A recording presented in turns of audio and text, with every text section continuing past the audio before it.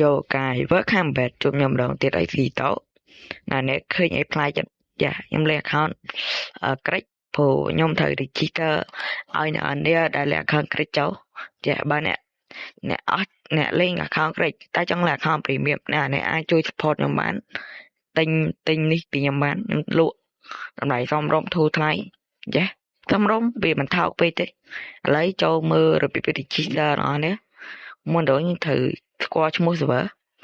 តើឈ្មោះ server ហ្នឹងយើងត្រូវវាយឈ្មោះ server ហ្នឹងមិនឲ្យបានត្រឹមត្រូវឥឡូវខ្ញុំវាយពាក្យ server ខ្មែរគោចា XY សិតចានេះ server ខ្មែរគោ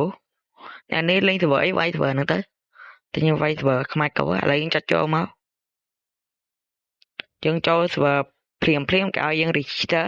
តែបើអ្នកអត់ចេះ register មិនបាក់ដែរយើង slash OE GIFTE ទៅយើងវាយពាក្យ slash register ហើយយើងដក clear ហើយយើងវាយ password យើងចូលនេះ password ខ្ញុំយកយើងវាយឲ្យចូល server ហ្នឹងបានហើយតែបើយើងចង់ចូល server ហ្នឹងមកទៀត password ហ្នឹងយើងត្រូវចាំបើយកចាំមកលាយមកយើងចូល server ហ្នឹងមកទៀតយើងដាក់ slash login វិញ